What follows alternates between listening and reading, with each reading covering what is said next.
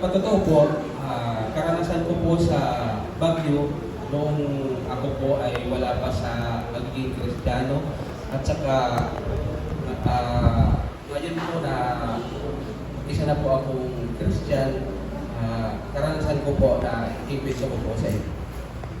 Noong ako po ay wala pa sa pagiging Kristiyano, kapag may bagyo pong dumarating,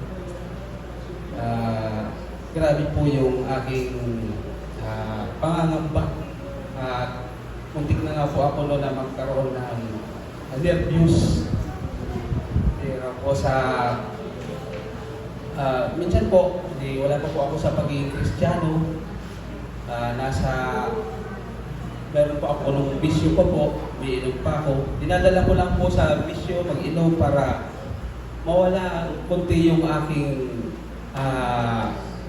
takot po kapag dumarating po yung bagyo po.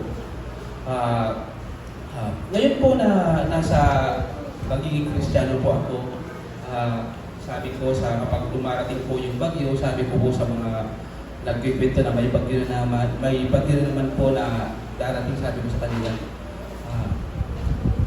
ganyan talaga na may mga pagsubok ang Panginoon sa atin na pinaparamdam niya na yung mga taong may mga kasalanan dapat magbago na at humingi na ng tawad sa Kanya.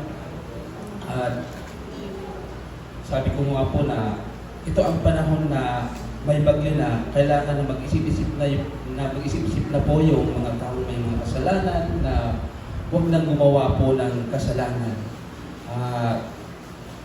Sabi ko po sa kanila na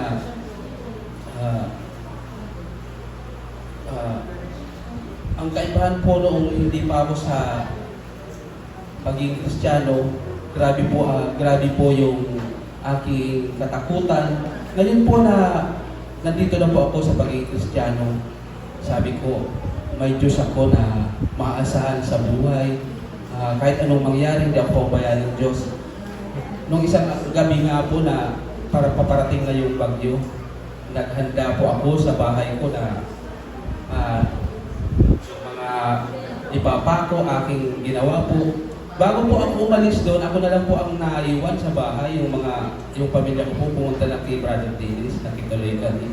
Sabi ko po, nagdasal po muna ako doon sa bahay. Sabi ko, Diyos ko po, ikaw po ang aking Diyos na makapangyarihan sa lahat. Na alam niyo po na itong bahay ko na kung tatamaan to ng malakas na bagyo, ng hangin, kulang pa po itong wawasakin. Sabi ko sa Panginoon, sabi ko, Diyos ko, kayo na po bala sa amin at sa aking bahay, munting bahay.